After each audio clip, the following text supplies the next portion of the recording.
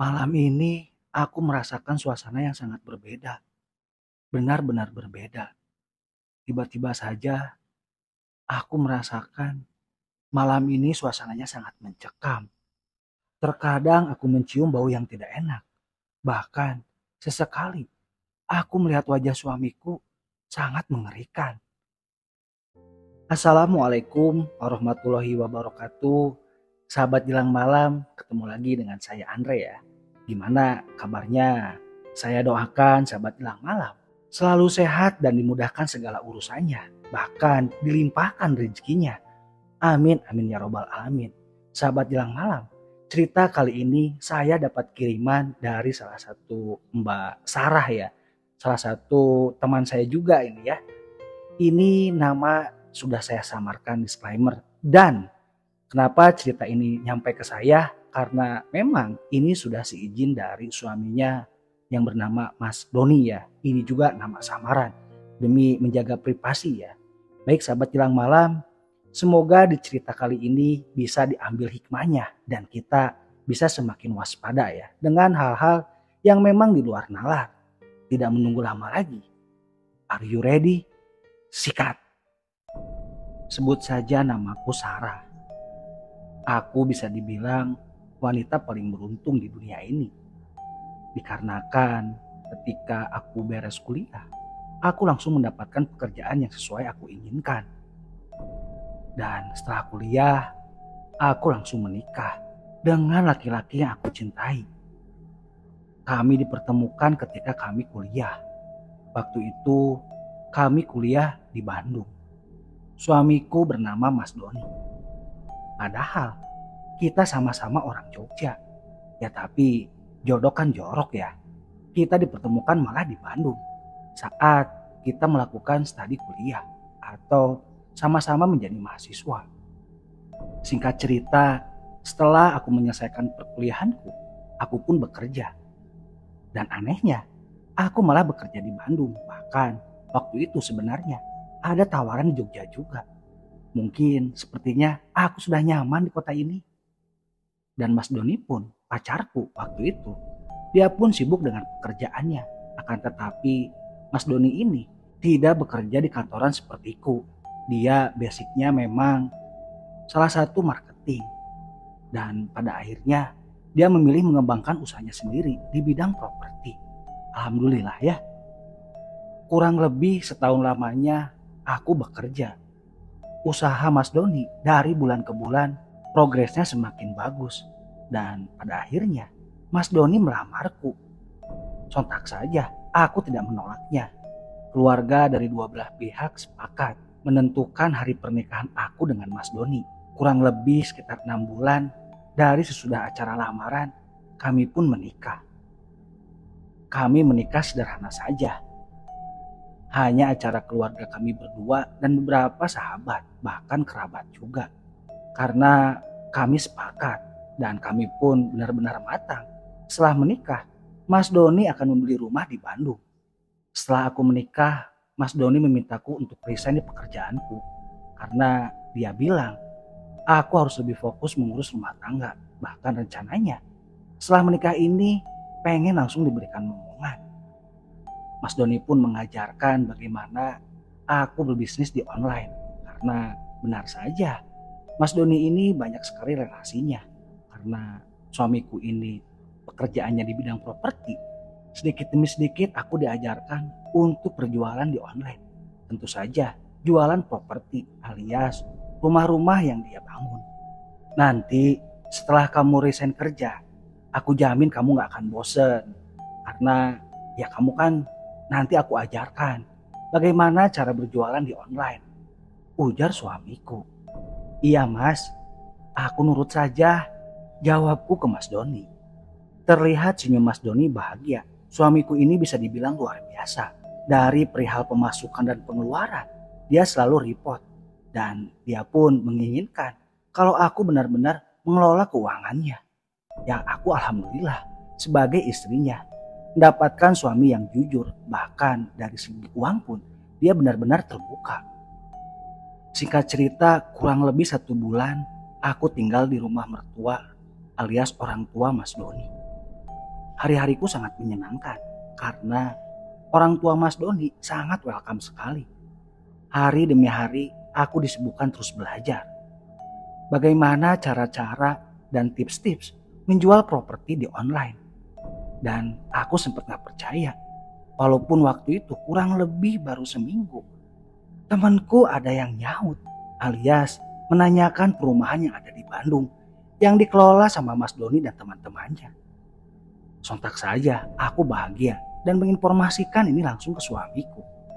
Waktu itu aku bikin janji bareng temanku. Setelah sampai di lokasi, setelah lihat-lihat dan berhitung karena waktu itu memang temanku mau proses KPR katanya. Kalau untuk cash, uangnya belum sampai.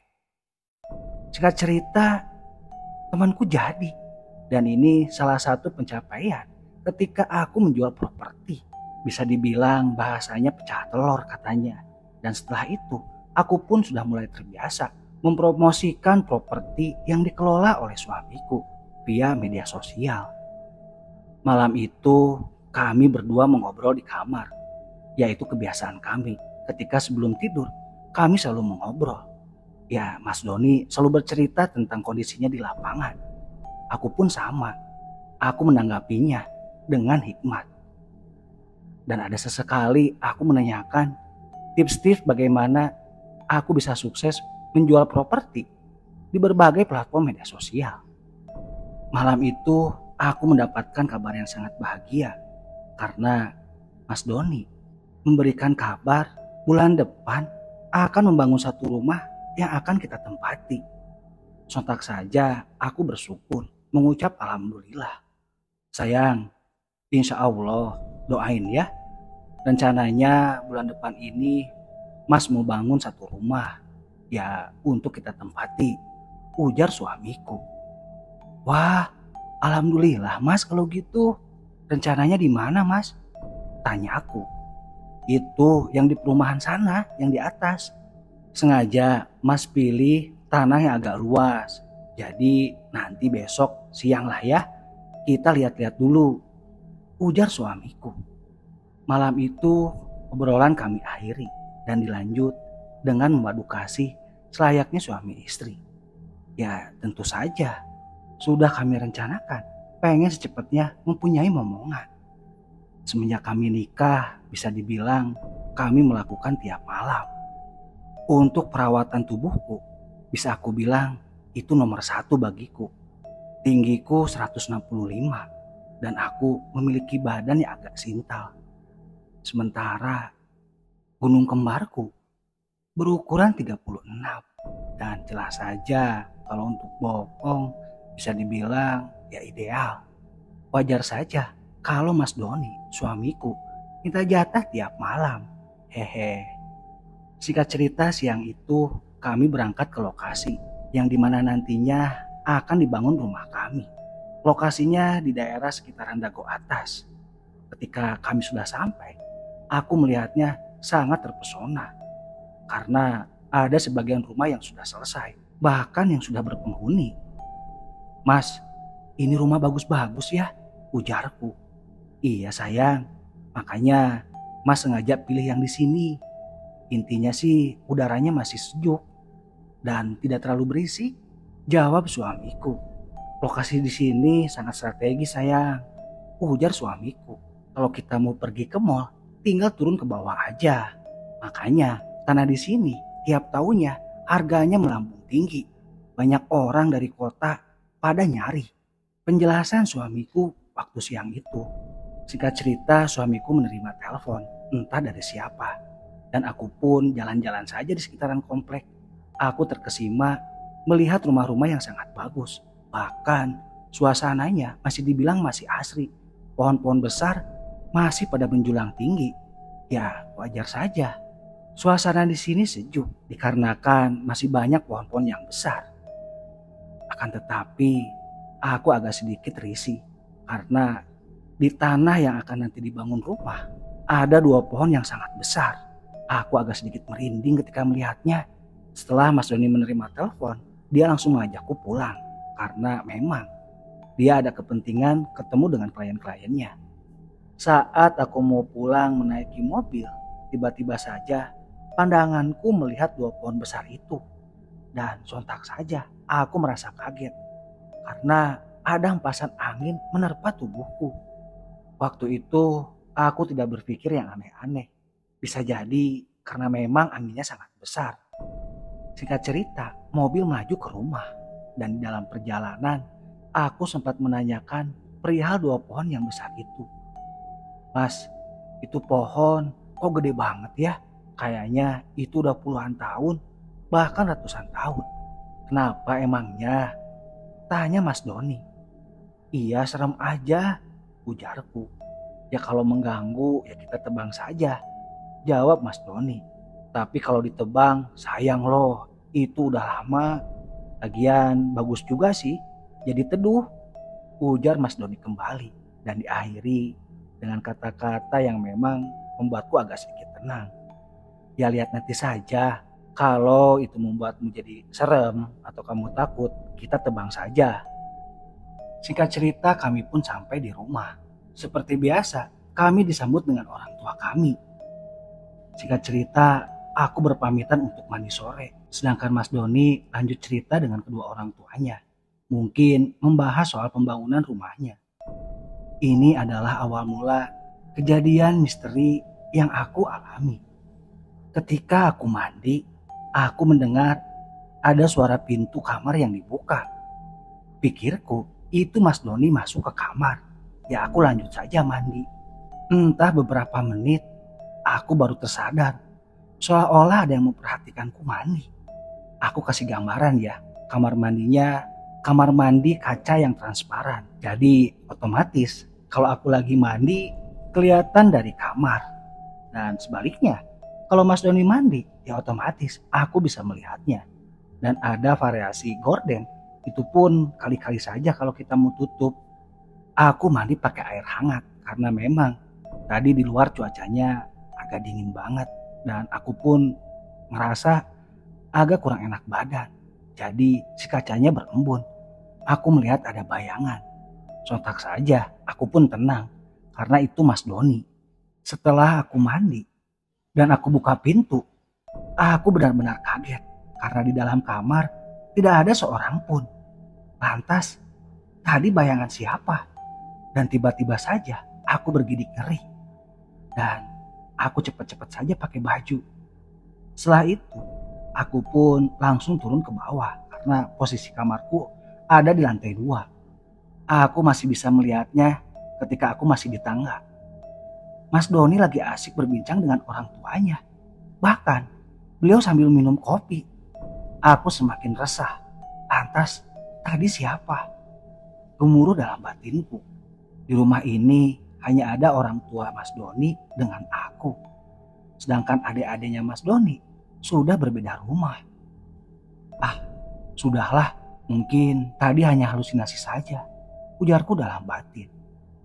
Singkat cerita kami pun berbincang.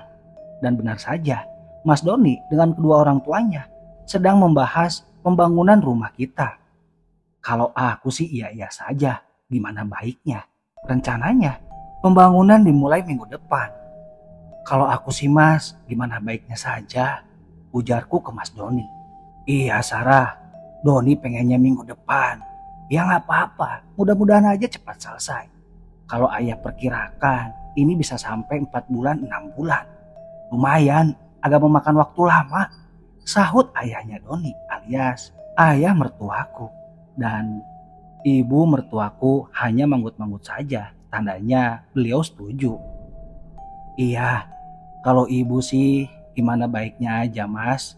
Lebih cepat lebih baik, biar kalian nyaman, punya privasi. Ibu bukannya nggak boleh kalian tinggal di sini, tapi ya belajarlah mandiri, ujar ibunya Doni. Iya Bu, insya Allah mudah-mudahan lancar ya. Doni minta doanya. Iya Don, ayah sama ibu selalu mendoakan kalian. Singkat cerita malam pun tiba. Kami seperti biasa ketika mau istirahat, kami selalu berbincang dulu.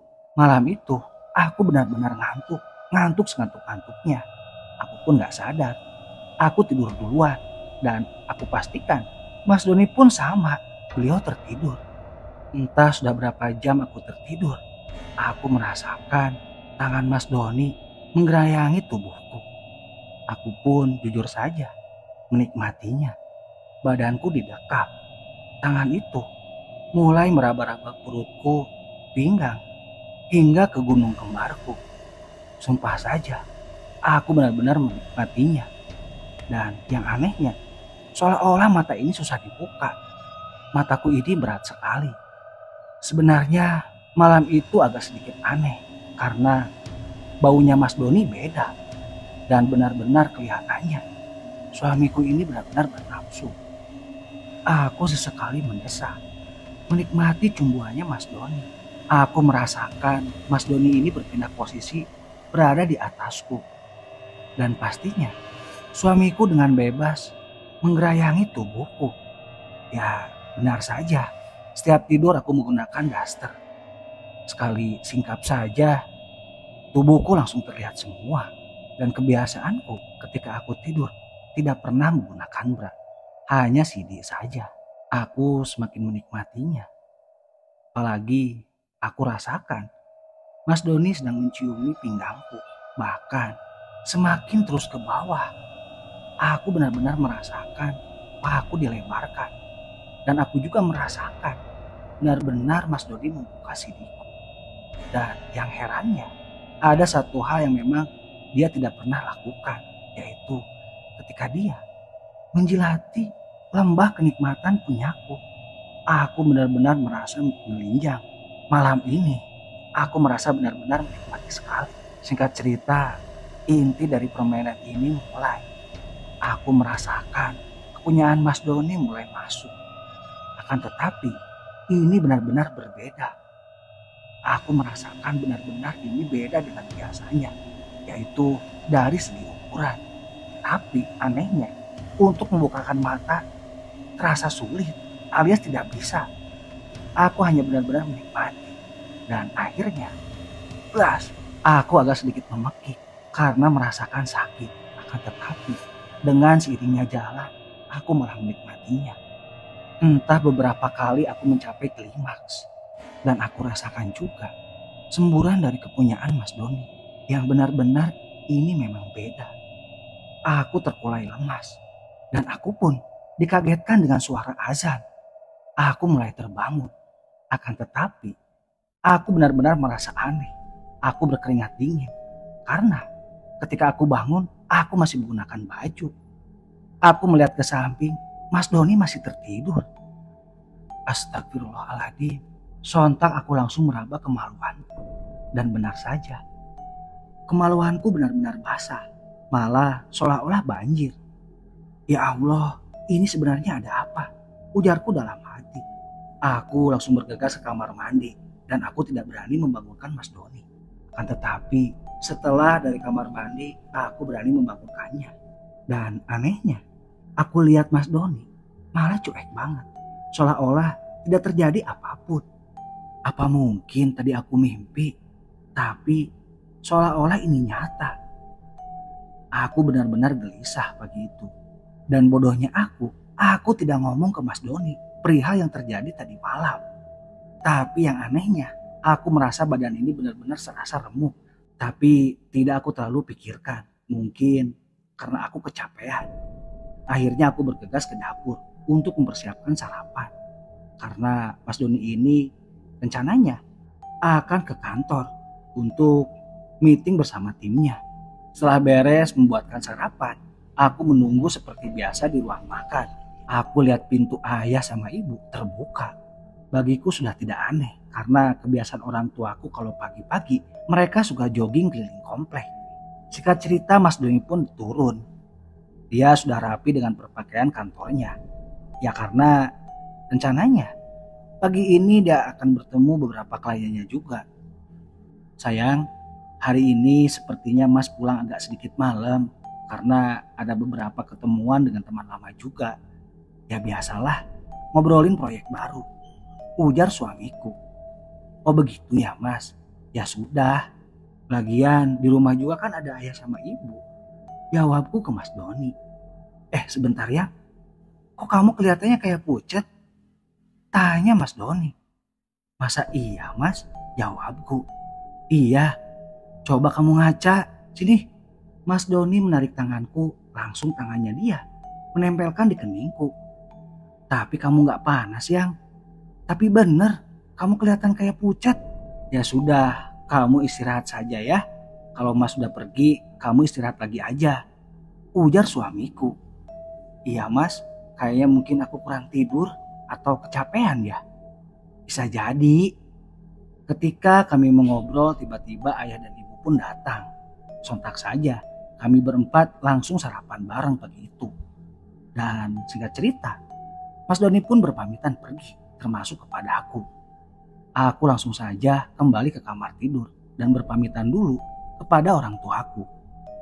Ya, Bu, Sarah kayaknya istirahat lagi ya. Soalnya agak gak enak badan, ujarku kepada orang tuaku. Oh gitu, ya sudah Sarah, kamu istirahat saja. Ya, jaga kesehatan ya nak, jawab ibuku. Iya Bu, aku pun langsung naik ke lantai 2 untuk kembali ke kamar tidur. Di kamar aku tidak langsung tidur, malah memikirkan kejadian semalam. Aku benar-benar menikmati kejadian semalam. Aku sampai beberapa kali dibuatnya klimaks. Dan yang anehnya, kenapa ketika aku bangun, kemaluanku benar-benar banjir. Alias seolah-olah kejadiannya nyata. Ah, sudahlah. Mungkin itu hanya mimpi, ujarku dalam hati. Pagi itu aku pun lanjut tertidur dan aku dibangunkan ketika sudah siang hari. Itu pun Mas Doni melakukan video call. Lumayan agak lama dan Mas Doni pun bercerita kalau nanti malam akan ketemu dengan teman kuliahnya. Iya gak apa-apa mas, tapi jangan terlalu malam. Nanti aku kesepian loh. Iya yang, kalau udah beres langsung aku pulang, jawab Mas Doni di saluran telepon. Dan akhirnya telepon kami tutup karena aku mau mandi siang. Aku benar-benar tidur pulas banget pagi itu. Sampai-sampai aku bangun jam 2. Bahkan sholat zuhur pun aku terlewatkan. Astagfirullahaladzim. Aku segera bergegas ke kamar mandi. Setelah daster kuku buka, aku mulai mandi. Jelas saja, siang ini aku keramas karena pagi tadi sepertinya aku mimpi basah. Sabun cair kutuangkan ke telapak tangan. Aku pun mulai menggosok-gosok dari leher hingga ke tubuhku, bahkan ke gunung kembarku. Ada perasaan aneh ketika aku membersihkan gunung kembarku. Aku merasakan gejolak yang sangat tinggi.